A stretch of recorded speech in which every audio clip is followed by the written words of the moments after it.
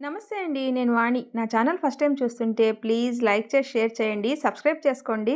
మూగ ప్రేమ పార్ట్ 12. సూర్యం సరాసరి ధరణి దగ్గరికి వచ్చాడు. ధరణి కడిగిన గాజు ప్లేట్లన్నీ టేబుల్ మీద పేర్చి ఒక్కొక్కటి బట్టతో జాగ్రత్తగా తుడిచి అల్మారాలో పెడుతూ ఉంది.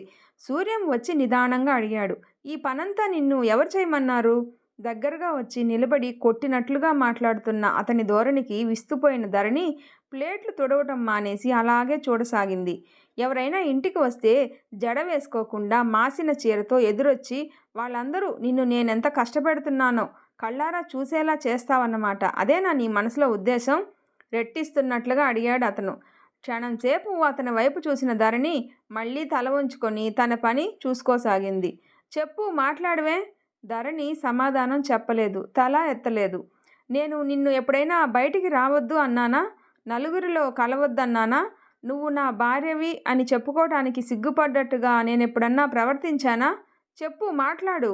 సూర్యం ఆవేశంలో ధరణి మూగది అన్న మాటే మర్చిపోయి సమాధానం కోసం నిగ్గదీయసాగాడు. కళ్ళల్లో ఉబికి వస్తున్న నీళ్ళని బలవంతంగా నిగ్రహించుకోవటానికి ప్రయత్నం చేస్తూ ఉంది ధరణి. ఇతనికి కళాకళలు చాలా ఉన్నాయి. ఎప్పుడు కోపం వస్తుందో తెలియదు, ఎందుకు సంతోషం కలుగుతుందో కూడా అర్థం కాదు. హఠాత్తుగా విరుచుకుపడిపోతాడు. అర్థం లేకుండానే ఆప్యాయతతో కరిగిస్తాడు. ఈ విచిత్ర మనస్తత్వానికి తట్టుకోవాలి అంటే ఎదుటి వాళ్ళు స్పందన అనేది ఎరగకుండా మరబొమ్మల్లా తయారవ్వాలి. అది ధరణికి చేత కావటం లేదు. ధరణి మౌనం సూర్యంకి అప్పుడప్పుడు వెర్రెక్కిస్తూ ఉంటుంది. ఈరోజు కూడా అలాగే అయింది. తనలో ఉన్న కోపం అంతా ధరణి చేతిలో ఉన్న ప్లేటు మీద చూపిస్తున్నట్లుగా చటుక్కున అది లాక్కొని సాధ్యమైనంత బలంగా గోడకేసి విసిరికొట్టాడు. ధరణి దిగ్భ్రాంతి చెందినట్లుగా అలాగే నిలబడిపోయింది. గాజు ప్లేటు గోడకేసి కొట్టుకొని 100 ముక్కలై నేల మీద పడింది. ఏమిట్రా అది? పార్వతమ్మ పరిగెత్తుకుంటూ వచ్చింది. సూర్యం ధరణి వైపు వేలు పెట్టి చూపిస్తూ తల్లితో అన్నాడు, క్షణం క్షణం నాకు పిచ్చెక్కించేటట్లు ప్రవర్తిస్తున్న ఈ మనిషిని తక్షణం ఇంట్లో నుంచి పంపించేయమ్మా, వెంటనే పంపించేయి అని ధరణి వైపు తిరిగి, నీకు ఎదుటి వాళ్లతో మాట్లాడే శక్తి అయితే లేదు కానీ వెర్రెక్కించే శక్తి మాత్రం అపారంగా ఉంది అనేసి అక్కడి నుంచి సుడిగాలిలాగా వెళ్ళిపోయాడు. ఏమిటే ధరణి, ఇంతవరకు బాగానే ఉన్నాడుగా, ఇంతలోనే ఏమైంది? విసుగ్గా, అసహనంగా, అలసటగా అడిగింది పార్వతమ్మ. ధరణి దించిన తల ఎత్తలేదు. ఇంతసేపటి నుంచి నరనరంలోని శక్తిని కూడా తీసుకొని బలవంతంగా అదిమిపెట్టి ఉంచిన దుఃఖం కట్టలు తెంచుకొని ప్రవహిస్తున్నట్టు బొటబొటా కన్నీరు కారసాగింది. బాగానే ఉంది వరస అంటూ వెళ్ళిపోబోయిన పార్వతమ్మ వెనక్కు తిరిగి గంటు పెట్టుకున్న ముఖంతో, ఒకటి మాత్రం జ్ఞాపకం పెట్టుకో, నువ్వు ఈ ఇంట్లో ఉండదలుచుకుంటే మా అందరి మనసు, ముఖ్యంగా వాడి మనసు కనిపెట్టి మసలుకోవటం నేర్చుకోవాలి అనేసి వెళ్ళిపోయింది. ఇన్ని రోజుల తర్వాత కొడుకు కాస్త ఆనందంగా ఉండే రోజులు వచ్చాయి. ఈ ఆనందంలో ఎటువైపు నుంచి ఎలాంటి అపశృతి వినిపించకూడదు అని ఆవిడ గాఢమైన వాంఛ. అప్పుడేదో అవసరం కోసం చేసుకున్నా ఇప్పుడు పరిస్థితులు చక్కబడ్డాక కొడుకు మూగ స్త్రీ అయిన భార్యతో కాపురం చేయటం, అందరిలా తను ఆమెను ఎక్కడికి తీసుకువెళ్ళలేకపోవటం, ఆ వైపు నుంచి అన్ని ఆనందాలు అతను పొందలేకపోవటం చూస్తే ఆవిడికి కాస్త బాధగానే ఉంది. తను తొందరపడి మూగపిల్లని అంటగట్టానేమో అని అనిపించసాగింది. ఉదయం నుంచి క్షణం విశ్రాంతి లేకుండా తిరిగి విందు అన్ని విధాలా అత్యద్భుతంగా ముగిసేందుకు పాటుపడినందుకు ఇది ప్రతిఫలం. ధరణికి మొదటిసారిగా జీవితం మీద విరక్తి లాంటిది కలిగింది. ధరణితో ఘర్షణగా మాట్లాడిన తర్వాత సూర్యం ఇంట్లో ఉండకుండా బయటికి వెళ్ళిపోయాడు. పనికుర్రాడు కూడా ఇంటికి వెళ్ళిపోయాడు. రాత్రికి వస్తాడో రాడో, ఎంతో సంతోషంగా ఉన్నామనుకున్న రోజునే ఏదో ఒకటి చిరాకు. పార్వతమ్మ సణుక్కుంటూ వెళ్ళి వీధి తలుపు గడియ వేసి వచ్చి పడుకుంది. ఆవిడికి త్వరగానే నిద్ర పట్టేసింది. ధరణికి నిద్ర రావటమే లేదు. మాటిమాటికి అత్తగారు అన్న మాటలే గుర్తుకు వస్తూ ఉన్నాయి. అంటే ఆవిడ ఉద్దేశం ఇక ఈ ఇంటిలో తన అవసరం తీరిందనా? అసలు సూర్యంకి అంత ఆగ్రహం రావాల్సిన పని తనేం చేసింది? రోజు పనితో తీరనప్పుడు ఎలా ఉంటుందో ఈరోజు కూడా అలాగే ఉంది. తనలా వాళ్ళందరి మధ్యకు వెళ్ళటం తప్పేమో. మామూలుగా అయితే వెళ్ళేదేం కాదు, కానీ ఆ పసివాడి ఆక్రందన అది తనలో యుక్తాయుక్తం నశింపచేసింది. పసివాడు గుర్తుకు రాగానే ధరణి ఆలోచనలు మరోవైపు మళ్ళినాయి. తనని వాళ్ళు మోసం చేశారు. తనది అనుకున్న ప్రపంచం సర్వనాశనం చేశారు. పైపెచ్చు ఎదురు తననే అంటున్నారు. ఏమిటి అన్యాయం? తనకి మాట్లాడే శక్తి లేదనేగా. మాట్లాడగలిగే ఉంటే ఈరోజు అత్తగారిని, భర్తని ఎన్నెన్ని మాటలు అడిగి ఉండేది. అయినా సూర్యంకేం తక్కువ? ఇంత క్రితం ఆమె అన్నట్లు 1,00,000 మంది దొరుకుతారు. ధరణి హృదయం తూట్లు పొడిచినట్లుగా ఉంది. అవసరానికి వాడుకొని అవసరం తీరిన తర్వాత పనికి మాలిన వస్తువుని గిరాటు కొట్టినట్లుగా వాళ్ళు నిర్లక్ష్యంతో బయటికి గంటక ముందే తనే తప్పుకోవటం మంచిది కదూ. అవును. ధరణి హృదయం 1000 కంఠాలతో ఘోషించసాగింది. రాత్రి చాలా పొద్దుపోయింది. ఆలోచనలతో నిద్రపట్టని ధరణి అలాగే కూర్చుంది. అవతలి గదిలో అత్తగారు, పిల్లలు గాఢ నిద్రలో ఉన్నారు. వీధి తలుపు తట్టిన శబ్దం అయింది. సూర్యం వచ్చాడు. క్షణంసేపు వెళ్ళి తలుపు తీయటమా మానటమా అని సందేహిస్తూ కూర్చుండిపోయింది. అమ్మా, ధరణి! సూర్యం ఇద్దరి పేరు మీద పిలుస్తున్నాడు. ఒకవేళ అత్తగారు లేచినా తననే కేక వేస్తుంది. ధరణి తప్పనిసరిగా లేచి వెళ్ళింది. తలుపు తెరవగానే సూర్యం వెంటనే లోపలికి రాలేదు. గుమ్మం అవతల నిలబడే అన్నాడు. నువ్వేనా? నాకు తెలుసు నువ్వే తీస్తావు అని. నేను వచ్చే వరకు నిద్రపోవు అని. ధరణి అతన్ని పరీక్షగా చూసింది. మామూలుగానే ఉన్నాడు. అతని నుంచి ఎలాంటి మత్తు ద్రవ్యాల వాసనలేమీ రావటం లేదు. ధరణి యువతలకు వచ్చేసింది. మర్నాడు సాయంత్రం రోజు కంటే త్వరగా ఇంటికి వచ్చేసిన సూర్యం ఇంట్లో కాలు పెడుతూనే ధరణి, ధరణి అని కేకలు పెట్టాడు. ఏనాడూ లేనిది ఈరోజు ఆ పిలుపులో ఆప్యాయత ఉంది, అధికారం కూడా ఉంది. పులకించబోతున్న హృదయాన్ని అదిమిపట్టి దృఢచిత్తంతో, శాంతం, సహనం ఉట్టిపడుతున్న ముఖంతో ధరణి అతనికి ఎదురుగా వచ్చి నిలబడింది. త్వరగా 2-3 నిమిషాల్లో తయారు కావాలి, బజార్ వెళ్ళాలి అన్నాడు సూర్యం. ధరణికి అర్థం కాలేదు. ఎవరు తయారు కావాలి? పిల్లలా? తల్లికి ఈ విషయం చెప్పమని ఆశిస్తున్నాడా? ఇదిగో అలా గుడ్లు పెట్టుకొని చూస్తూ గంటలు గంటలు గడిపావంటే నాకు చిరాకు వేస్తుంది. త్వరగా తయారైరా అన్నాడు. ధరణి ఇంకా అలాగే చూస్తుంది. ఇంతలో పార్వతమ్మ అక్కడికి వచ్చింది. ఏమిట్రా? ఏం లేదమ్మా, ధరణి నేను బజార్ వెళ్తున్నాం. బట్టలు అవి తెచ్చుకోవాలి. పనికుర్రాణ్ణి చింటూని కాస్త అలా పక్కకు తీసుకువెళ్ళమని చెప్పు. మేం వెళ్ళటం చూస్తే వాడు ఏడుస్తాడేమో.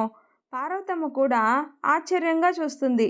రాత్రి జరిగిన సంఘటన అతను అంత శీఘ్రంగా మర్చిపోవటమే చిత్రమే. ఏమీ జరగనట్టు ప్రవర్తించటమే కాకుండా భార్యని వెంట బజారుకు రమ్మని పిలవటం మరీ విచిత్రం. ఏదైనా కానీ సంతోషంగా చీకు చింత లేకుండా కొడుకు కళకళలాడుతూ ఉండటమే ఆమెకు కావాలి. అది ఏ మార్గం అయినా సరే. అందుకే త్వరగా తయారు కావే ధరణి, పిల్లలు లేరు, ఆడుకోవటానికి వెళ్ళారు. వాళ్ళు రాకముందే వెళ్ళండి, చూస్తే గోల పెడతారు అంది. ధరణికి ఎందుకో ఆనందంగా అనిపించలేదు. సూర్యం భావాలకి అనుగుణంగా ఎప్పటికప్పుడు బొమ్మలాగా ప్రవర్తించాలంటే విసుగ్గా ఉంది, అలసట అనిపిస్తుంది. ప్రేమో ద్వేషమో ఏదో ఒకటి శాశ్వతంగా ఉంటే బాగుండు అనిపిస్తుంది. ధరణికి అలంకరణలో ప్రత్యేకమైన శ్రద్ధ అంటూ ఏదీ లేదు. కాబట్టి సూర్యం కోరినట్టే చకచకా తయారై వచ్చింది. గదిలో నిలువుటద్దం ముందు నిలబడి బొట్టు పెట్టుకోవటం పూర్తి అవుతున్న ధరణి ఎదురుగా అద్దంలో గది లోపలికి సూర్యం రావటం కనిపించడంతో కళ్ళు దించేసుకొని కుంకుమ భరిణ దాని స్థానంలో పెట్టేసింది. క్షణంసేపు ధరణిని తదేకంగా చూసిన సూర్యం సరాసరి మంచం దగ్గరికి వెళ్ళి దాని పక్కనే పెట్టిన ఫ్లవర్ వాజులో ఉన్న గులాబీల్లో ఒకటి తీశాడు. ఉదయం నుంచి వాతావరణం మబ్బు పట్టి చల్లగా ఉండటం వల్ల గులాబీ పొద్దుట పెట్టినా అంతగా వాడలేదు. అతనేం చేస్తున్నాడో అప్రయత్నంగా చూస్తున్న ధరణి అతను గులాబీ చేత్తో పట్టుకొని దగ్గరగా రావటం గమనించింది. ఆమెకి ఒక అడుగు అవతలకి వేసి అతని స్పర్శకి దూరంగా అవతలికి పారిపోవాలి అనిపించింది. కానీ సాధ్యం కాలేదు. సూర్యం ధరణి వెనుకగా వచ్చాడు. పువ్వుని తలలో పొందికగా పడిపోకుండా ఉండేటట్లుగా పెట్టాడు. తర్వాత భుజాలు పట్టుకుని తన వైపు తిప్పుకున్నాడు. ఎంతో మృదువుగా అన్నాడు. ధరణి, అప్పుడప్పుడు నా ప్రవర్తన, నా మాటలు నిన్ను బాధ పెడతాయని నాకు తెలుసు. నా మనసులో లేదు. నాలో సంఘర్షణ నీకు తెలియదు. నువ్వు నా ప్రవర్తనని అంతగా పట్టించుకోవద్దు. నేను ఇంత సంపాదిస్తున్నాను, అందరికీ అన్నీ చూస్తున్నాను, అందరినీ సుఖపెడుతున్నాను. నీకు మాత్రం ఏ విధంగానూ ఎలాంటి తృప్తి ఇవ్వటం లేదని నాకు తెలుసు. ఇక నుంచి నా సంపాదనలో 4వ వంతు నీకిచ్చేస్తాను. ఒకవేళ ఎప్పుడైనా ఇవ్వటం మర్చిపోతే నువ్వు దబాయించి లాక్కో. నేను నీ మెడలో మంగళసూత్రం కట్టాను. నీకు హక్కు ఉంది. నా నుంచి కావాల్సింది ఏదైనా సరే, జబర్దస్తిగా అయినా సరే పొందే అధికారం నీకుంది. ధరణి, ఈ ప్రపంచం చాలా చెడ్డది. అమాయకంగా, మంచితనంగా ఉండేవాళ్ళని చివరికి కన్న తల్లి, కట్టుకున్న భర్త అయినా సరే అంతా అన్యాయమే చేయాలని చూస్తారు. పద వెళ్దాం అన్నాడు. ధరణి అతను మాట్లాడుతుంటే కళ్ళెత్తి సూటిగా అతని ముఖంలోకి చూసింది. ఎంతో గంభీరంగా చెప్తున్న ఆ మాటల వెనుక అతని హృదయంలో కల్లోలంగా రేగిన వ్యధ ఏదో తొంగి చూస్తుంది. కానీ ఆ వ్యధ ఎందుకో, దేనికో ధరణికి అర్థం కాలేదు. ఆ బాధ గీతను మర్చిపోలేనందుకా, లేక భారీగా తనని స్వీకరించలేని బలహీనత? బజారుకు వెళ్ళారు ఇద్దరు. సూర్యం ధరణి కోసం దాదాపు ఆ రోజు బజారునంతా కొనేశాడనే చెప్పాలి. చీరలు, నగలు, చెప్పులు అన్నీ ఆడవాళ్ళకి, అందులో ధరణి లాంటి వాళ్ళకి ఏవేవి అవసరమో అన్నీ కొనేశాడు. ధరణి వద్దు అని వారిస్తున్నా అతను లక్ష్యపెట్టలేదు.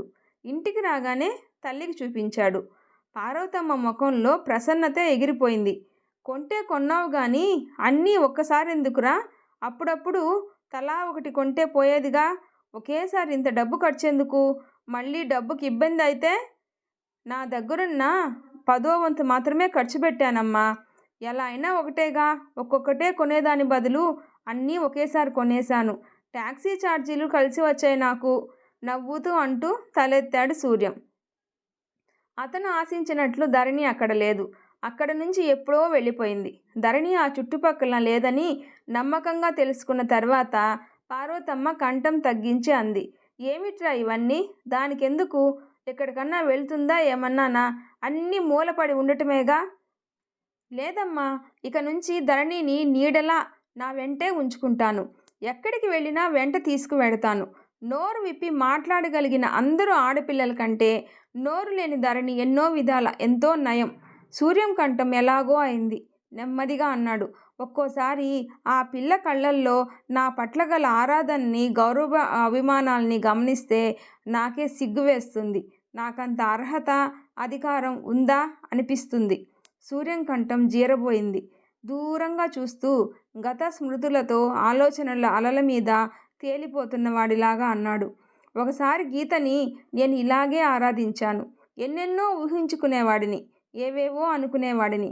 కానీ ఏ ఒక్కదానికి గీత నుంచి ప్రతిస్పందనే ఉండేదే కాదు.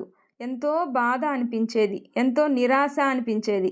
అయినా సరే ఆ బాధని బిగబట్టుకొని సహనంతో మరీ మరీ ప్రయత్నించేవాడిని. ఇప్పుడు నా స్థానంలో ధరణి ఉంది. నేను పడిన బాధ ధరణిని పడనివ్వను. నాకు జరిగిన అన్యాయం ధరణికి జరగనివ్వను. కొడుకు అనేదేమిటో, అతని ధోరణేమిటో పార్వతమ్మకి బొత్తిగా అంతుపట్టని దానిలాగా అలాగే కూర్చుండిపోయింది. ధరణి, రాత్రి చాలా పొద్దుపోయిన తర్వాత పిలిచాడు సూర్యం. ధరణి పడుకోనుంది. పార్వతమ్మ పిల్లలు నిద్రపోయి చాలాసేపయింది.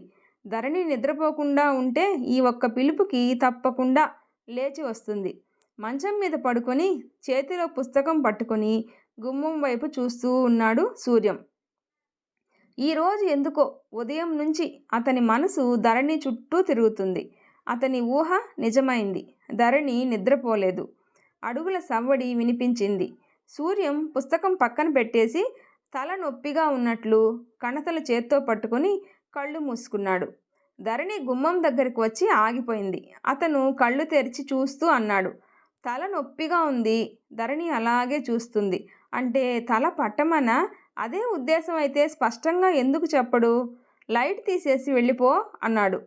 ధరణి టేబుల్ దగ్గరగా వచ్చింది. సూర్యం కళ్ళు తెరిచి రెప్ప వాల్చకుండా చూస్తూ ఉన్నాడు. అతని చూపుల్ని ఏమి ఎరగనట్టే ధరణి వెళ్ళి లైట్ తీసేసింది. తిరిగి వెళ్ళిపోవటానికి గుమ్మం వైపు తిరిగింది. 2 అడుగులు వేసింది. పైటి కొంగు దేనికో గట్టిగా పట్టుకుంది. బలంగా లాగినా రాలేదు. చేయి చాచి పైటి కొంగు చివర చూసింది. అది సూర్యం గుప్పెట్లో చిక్కుకొని ఉంది.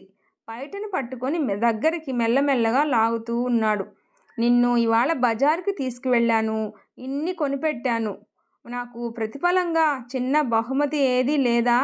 చీకట్లో నుంచి మంద్రస్థాయిలో మృదు గంభీరంగా తమాషాగా వినిపించింది సూర్యం స్వరం. ధరణికి కోపం లాంటిది వచ్చింది. నిన్నటి నుంచి మూగగా వేదన అనుభవిస్తున్న హృదయం ఒక్కసారి కస్సుమని లేచింది. మాట్లాడగల శక్తి ఉన్నట్లయితే వెంటనే అడిగి ఉండేది. నీ పరిస్థితులు చక్కగా లేనప్పుడు నేను అంతగా నీకు సేవ చేశాను. అశాంతి నిండిన నీ జీవిత స్రవంతిలో అంతర్వాహినిలాగా మిళితమైపోయి శాంతిమయం చేయాలని ఎంతో ఆరాటపడ్డాను. నువ్వు నాకేమిచ్చావు? కనీసం నా మనసేమిటో, నా ఆంతర్యంలో ఈ ఆలోచనలేమిటో తెలుసుకోవాలనే కోరికైనా ఉందా నీకు? సూర్యం తలనొప్పి అనేది కేవలం వంక అని, ఆ సాకుతో దగ్గరికి పిలిచాడు అని ఆ క్షణంలోనే గ్రహించి వేసిన ధరణి అతని చేతి నుంచి పైట కొంగు విడిపించుకోవాలని, తక్షణం ఆ గదిలో నుంచి దూరంగా పారిపోవాలని ఎంతగానో పెనుగులాడింది. కానీ చివరికి విజయం సూర్యంకే లభించింది. ఓటమి పొంది అతని చేతుల్లో బందీగా చిక్కిపోయిన ధరణి మనసు అతని పట్ల ఏవగింపుతో, కోపంతో, అసహ్యంతో నిండిపోయింది. దాదాపు నెల రోజులు గడిచిపోయినాయి.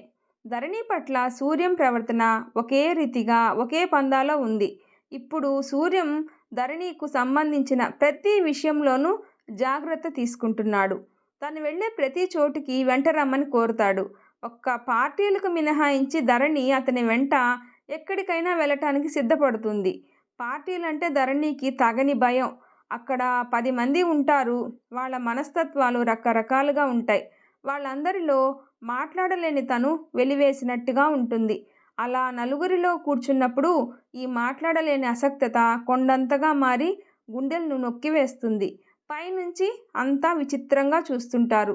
ఈ అమ్మాయి సూర్యం రెండో భార్యట, మాట్లాడలేని మూగదటగా, ఎలా చేసుకున్నాడు? అసలు అంత త్వరగా మొదటి భార్యని ఎలా మర్చిపోగలిగాడో? మగవాళ్లే అంతలేదు, నయమే మూగది అనే సంకోచం లేకుండా వెంటేసుకొని 10 మందిలో తిప్పుతున్నాడు. ఇలా రకరకాలుగా మాటలు వినిపిస్తుంటాయి. సూర్యం బలవంతం మీద 1-2 సార్లు విధి లేక అతని వెంట వెళ్ళిన ధరణి ఇలాంటి వ్యాఖ్యానాలకి గురి అయింది. ఇవన్నీ సూర్యం చెవుల వరకు వెళ్ళవు. వెళ్ళినా అతడు లక్ష్యపెట్టాడు. కానీ ధరణి అతనిలా నిర్లక్ష్యంగా మసలలేకపోతూ ఉంది. అలాంటి చోట్లకి వెళ్ళి మనసుని గాయపరుచుకునే కంటే అసలు వెళ్లకుండా మానేయటం ఉత్తమం కదూ. అది సూర్యంకి అర్థం కాదు. అర్థమయ్యేలా చేసే శక్తి ధరణికి లేదు. తను చెప్పిన మాట అంటే లక్ష్యం లేదని, తనతో రావటం లేదని అతను కోపగించుకుంటూ ఉంటాడు. అతను తన స్థితిని గురించి ఆలోచించటం లేదని ధరణి బాధపడుతూ ఉంటుంది. ఇద్దరి మధ్య ఇలాంటి చిన్న చిన్న కయ్యాలు వచ్చినా సూర్యం ప్రవర్తనలో అయితే మార్పు ఏమీ లేదు. దాన్ని బట్టి అతను తనని భార్యగా స్వీకరించాడు అనే నమ్మకం ఇప్పుడిప్పుడే కాస్త కలగసాగింది. ఆ నమ్మకంతోనే మళ్ళీ నెల తప్పింది అని తెలిసినప్పుడు ధరణి సిగ్గు విడిచి, సంకోచం అదిమిపెట్టి సంతానం మీద తనకెంత ఆపేక్ష ఉందో మొదటిసారిగా వివరంగా సూర్యంకి ఉత్తరం రాసింది. అందులో తను ఇక్కడికి వచ్చినప్పటి నుంచి జరిగిన సంఘటనల్ని, తను పడిన వేదనని పొందుపరిచింది. తర్వాత ఏం జరుగుతుందో నెక్స్ట్ ఎపిసోడ్లో తెలుసుకుందాము. నా వీడియో నచ్చితే ప్లీజ్ లైక్ చేసి షేర్ చేయండి, సబ్స్క్రైబ్ చేసుకోండి. Thanks for watching.